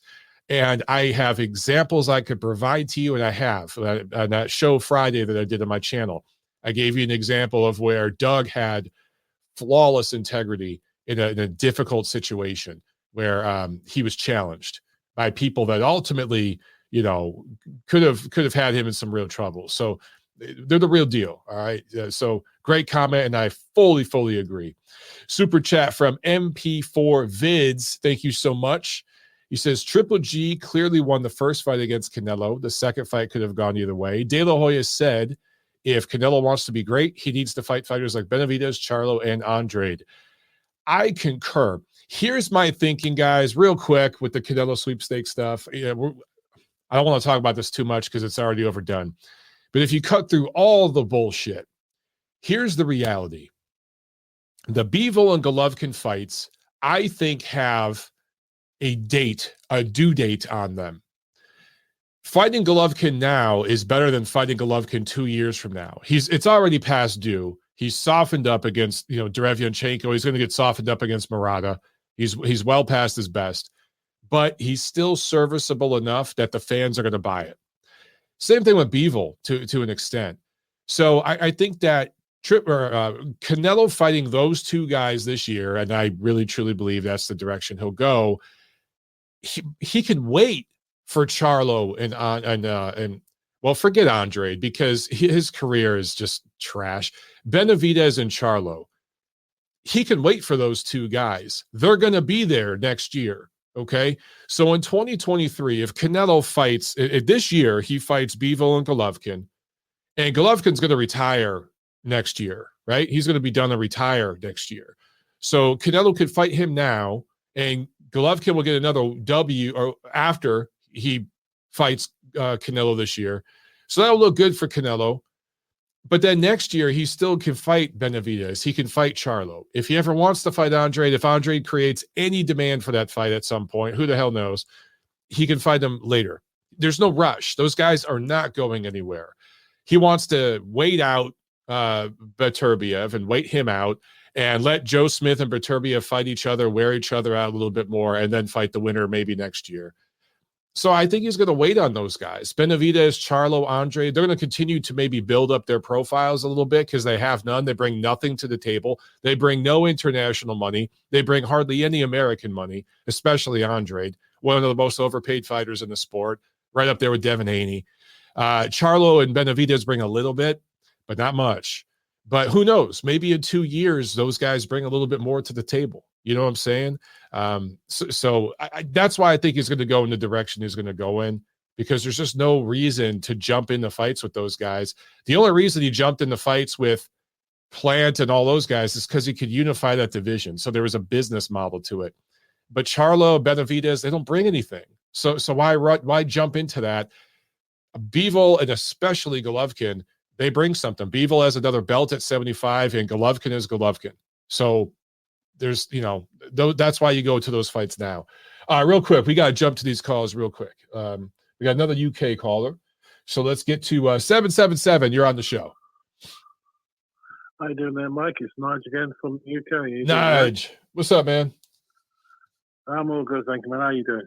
Doing well, man. Doing well. Good, man. I just wanted to comment on the Khan and the Brook fight that took place this weekend. I am glad I did not buy it, having heard about the undercard and the whole Fraser Clark fight. Who I'm a fan of Fraser Clark, so I'm glad that he's turned over. You know what I mean? So that's good. I think he'll be a good addition to the heavyweight division. I agree. Think that. Yeah. And I wanted to touch upon the Khan's and more Khan's contribution to British boxing. I agree with everything that you said with regards to what you said about him. I mean, it's like I put a comment in the comment section about the contribution that Amir and Audley Harrison made to British boxing and amateur scene as well. Because had Audley, winning the gold, I think it was in Sydney, I believe it was, super heavy. That was a turning point for I felt for the British amateur scene and the British international amateur boxing. And then obviously Amir winning the silver against the great Mario Kindelan at age 17. That was huge. And I remember watching that fight and the rematch before Khan turned over. So Khan's been a magnificent servant for British boxing, just on his achievements alone. I mean, a lot of people forget that he was a unified champion at one point.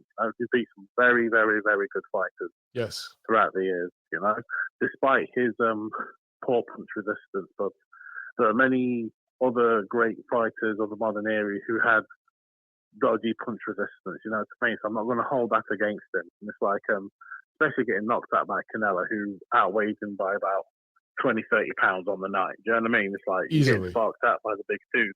Do you know what I mean? So I'm not going to hold that against him, But I do agree with the first caller in that both Brook and Khan should call it a day. There is nothing more to prove. He's reached the pinnacle of the sport and becoming, champions, titleist, if you will. Do you know what I mean? It's like, at this moment in time with regards to Brook, you could do one more fight, most definitely. Why not? Cash out and then call it a day. So I think you should do that for Brook. But I think for Khan, just you got nothing more to prove, man. Enjoy yourself. Yes. Stay away from them laptops. Yes. Link notes, Don't post any more videos of Yeah, exactly. We don't need to see that, bro. You know what I mean? It's like there's reality TV and there's like too much fucking reality. Yeah. I don't need to see that. That was a little too much. But yeah, exactly, yeah. But I do feel that another thing as well. I don't know if you saw that the tweet about it on the day after the fight about the Sauerland brothers and Eubank throwing down a challenge somewhat to Brook, which I saw it on ridiculous. Twitter, and I don't want to see that. I just don't want to see that. I don't want to see that. And the thing is, it's what I was thinking about earlier today. It's like Chris Eubank has had one of the strangest fucking careers in professional boxing. He's not really achieved anything, right? He's made millions. You know what I mean? He's had a financially successful career, shall we say? You know, it's like he won the interim WBA and the fucking IBO, which was on pay-per-view in the UK for some reason. Fuck knows why, but it was. The last name, bro. Last name. Yes, indeed. That's true, yeah. But definitely, but going back to Khan, his contribution to boxing should not be understated. And also in the UK, one thing I've noticed since Amir Khan came on the scene, and with Nasser on this point as well, there are more and more Asian boxers coming through in the UK. More and more than I've ever seen before. True. So Amir Khan and Naz, and have definitely had an effect on the community. Because I remember when I first started training boxing, when Naz was popular, and it's like in gyms you didn't really see Asian kids in there, and all of a sudden there was, more and more started to filter through. So that's definitely I definitely give the credit to Nassim Hamed and to Amir Khan absolutely for that. So yeah, definitely. So though he has said some and did some unsavory things, nonetheless, you can't understate his contribution without a shadow of a doubt. I feel. Yeah, I agree 100%. And it's odd to me that he gets kind of disrespected over here. Yeah, the guy didn't have a really strong chin. Okay, he accomplished a hell of a lot in the sport, and I just don't understand. I think his impact will be seen for generations to come. You mentioned the fighters of Asian background, like be they Pakistani or whatever other country there in the UK coming up. There's a significant population there, especially in and around London, and you're going to see more and more of those fighters coming up. And I think that's a cool part about British boxing is you see fighters of Nigerian heritage, Jamaican heritage, all these different parts of the world, but grow up there in the UK. It's similar to the American boxing scene, and it goes in waves, just like it does here. Yeah. So it just adds to the rich tradition. And the UK boxing scene is probably the healthiest scene on the earth right now. And just looking at this weekend's fight between Khan and Brook and the business that did, man, that tells you everything you need to know. Exactly. When you're just looking at the videos of the footage on the fight, so you see the entire stadium, every single seat was filled. Yes. Everyone was buzzing, absolutely buzzing. And it was truly a sight to behold. And it's like more and more becoming a regular thing with the bigger fights over here as well. Yes. But granted, our fighters may have, dropped off level wise compared to the American fighters, or some certain American fighters, anyway, I must say. But like you say, the fans over here are pretty much die hard, and the more important thing as well, when they do, and they travel for the fighters, regardless where it is, each and every time they have to travel, and rather than keep their fighters' favorite names in the mouth, they put their hands in the pockets, and that's where it matters. Doesn't matter how many times you go on Twitter and put a negative or a positive tweet. When it comes down to it, if you support the sport and if you support the fighter, you pay. Yes. And depending on the event. Obviously, I didn't pay for this particular event. I didn't think it was worth it, obviously, within the card and everything. But that's I think that's a major difference with UK fans, because there are certain fighters from certain demographics in the US where they're like, well, these guys should be stars. And so, well, the numbers don't lie when it comes to the pay-per-view. The numbers don't lie. If they're that big, if they're that popular, why aren't you buying it? You have such a You have a much healthier scene over there because you don't have as many promoters. You have 2 major promoters over there, and True. they know how to build fighters up in that market, and you just don't get that here. These guys get a little bit of money, and then they just sit on their ass, and they want showcase fights. And again, it's about names, it's about personalities, it's about fans knowing who the fighters are. And again, in the case of Khan Brook, a lot of sports fans in the UK know who those 2 guys are, and that's why the fight sold.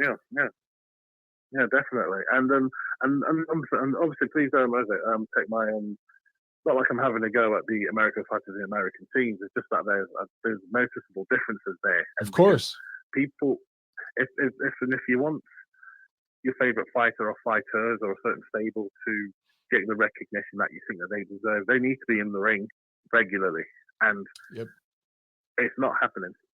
You know what I mean? So, it's not happening. It's not happening on free TV. It's happening on pay-per-views, other shit, and nobody's buying them. So definitely.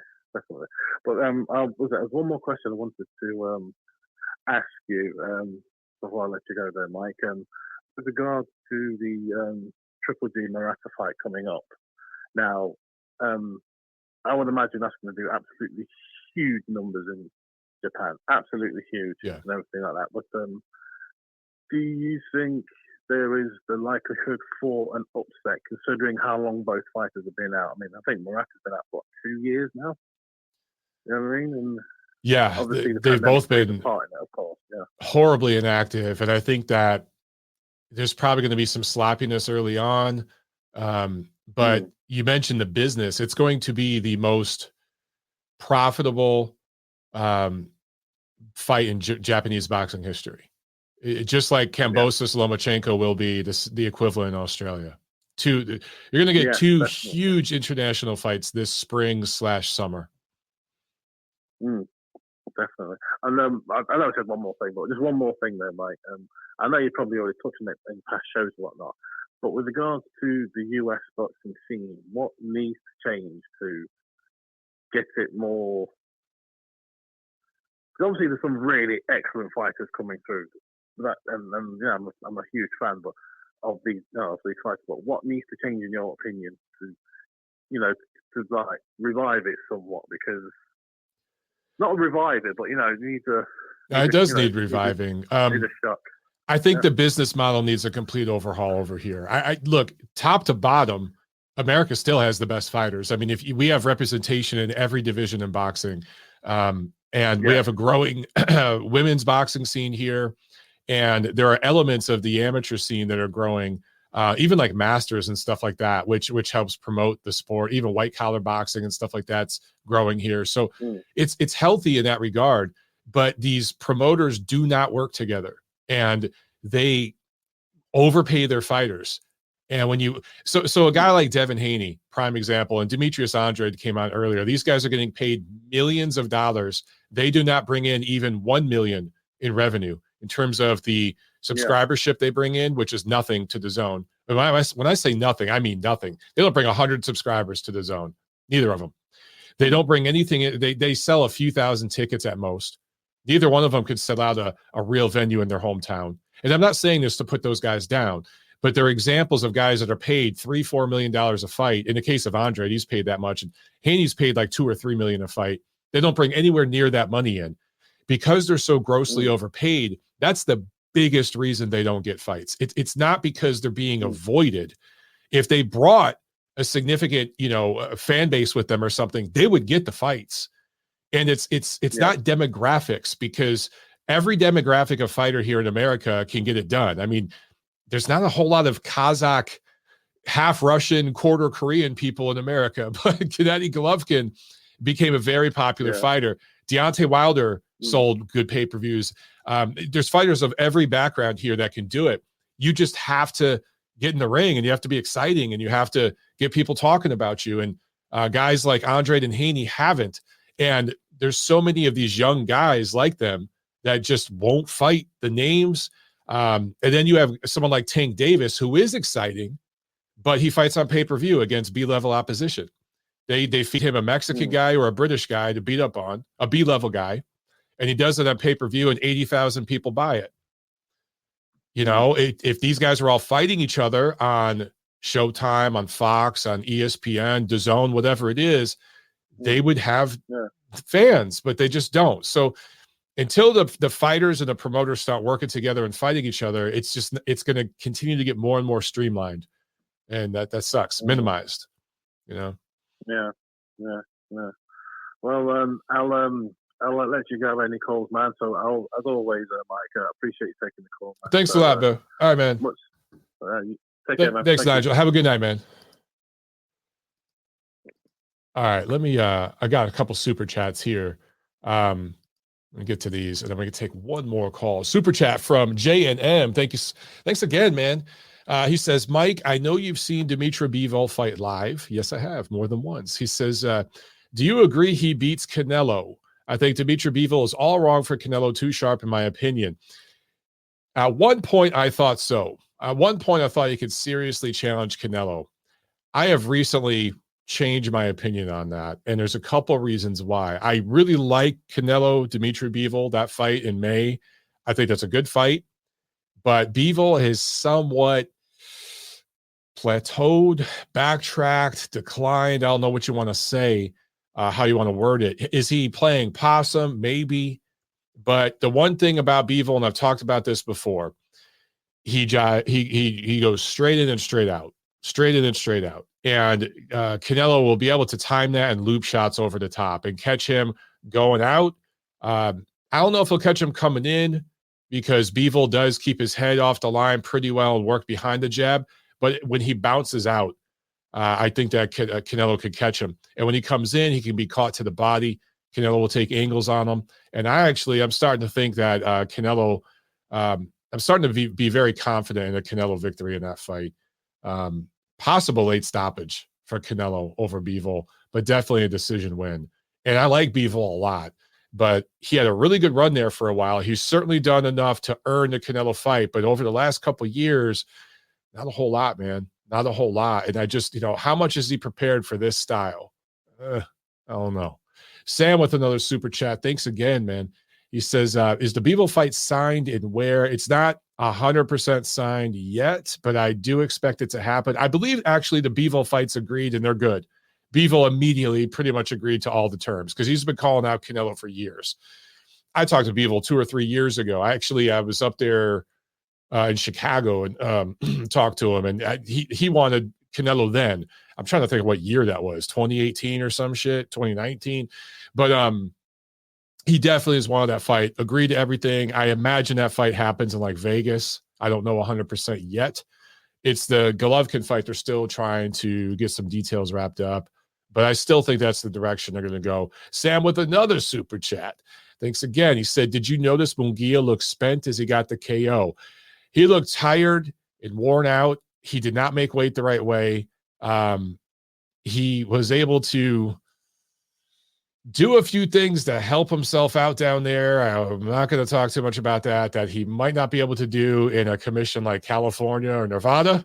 But he rehydrated and he had enough time to get the KO. That's all I'm going to say about that.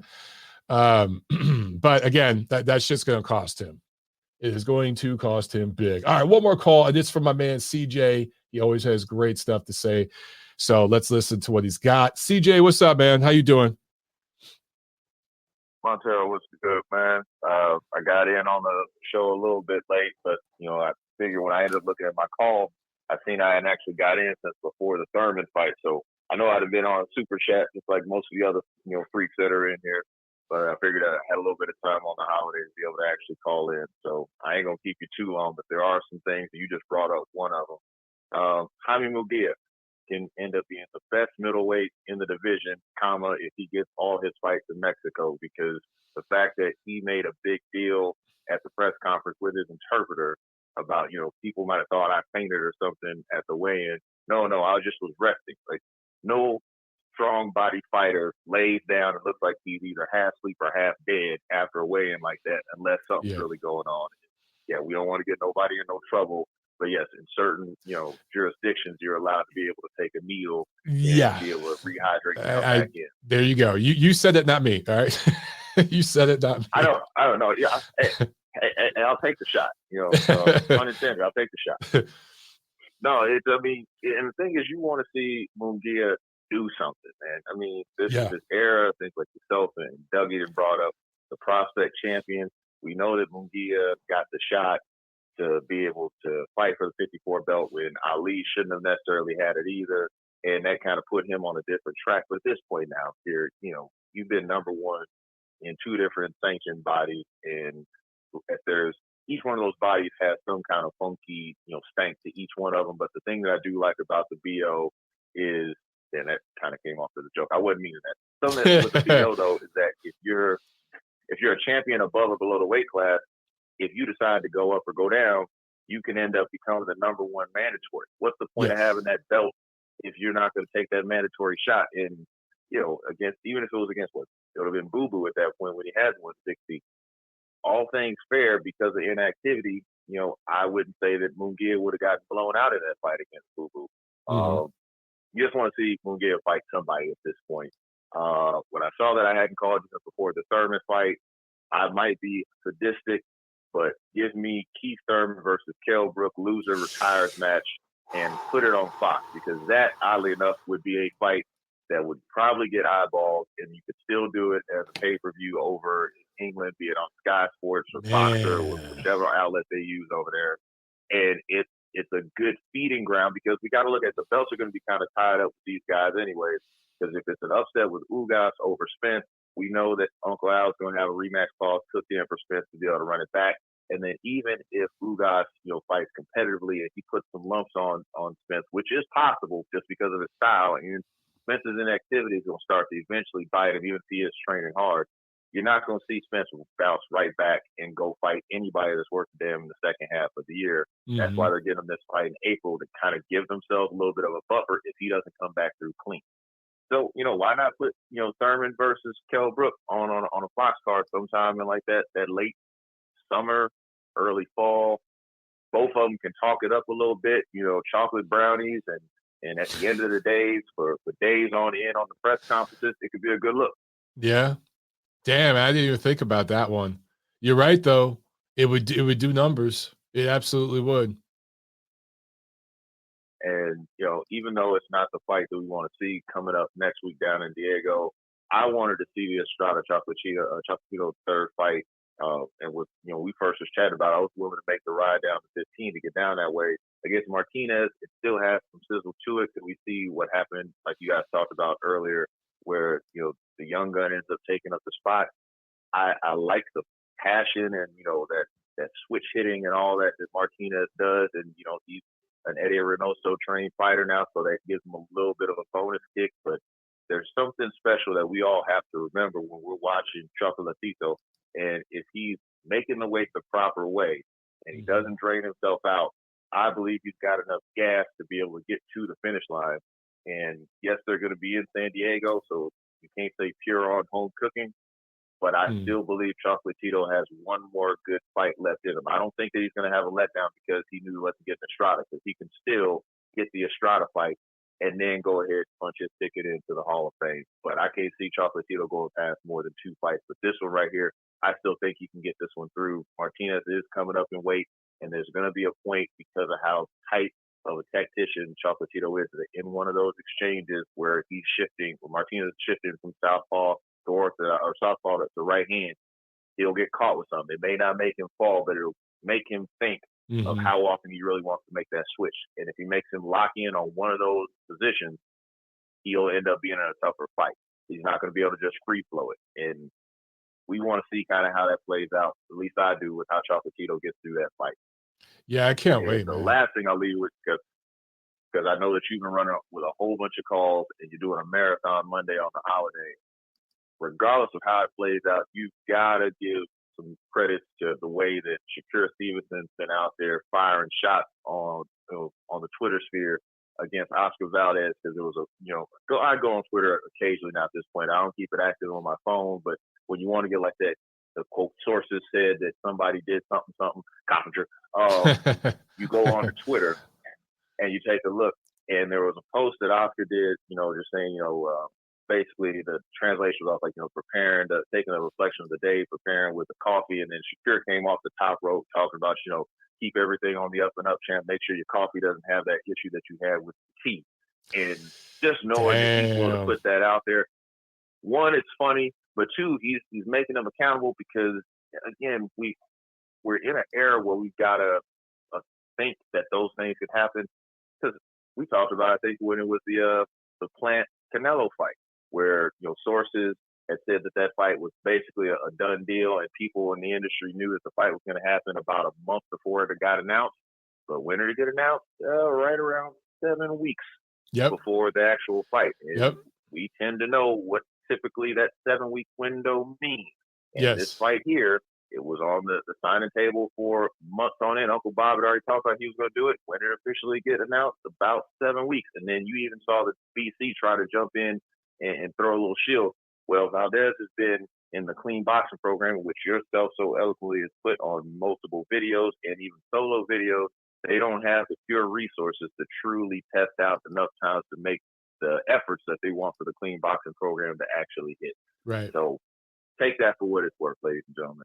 And one other thing I'll leave with is I feel bad for Brian Castano because it seems like the mechanism is trying to figure out a way to get that belt up off of him. That way they don't have to deal with the smoke that he brought to Charlo. Even if you do think Charlo can get the rematch done, that's a way easier fight for him if it's a Tim Tszyu versus a Castano. Because Tszyu is going to be good, but Tszyu hasn't gotten to that test point yet to where you really think that he can come through on the other side. But that's all I got for you on this. Very true. But besides all the other well wishes for everybody out there, enjoy yourself, enjoy your week.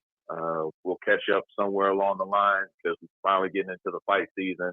And everybody be safe out there, whatever it is you're doing on your Monday. That's all I got for you, man. You take care of yourself, Montero. Great stuff, brother. You too, man. Good to hear from you. All right, now. All right. Later. Man, great stuff from CJ as always.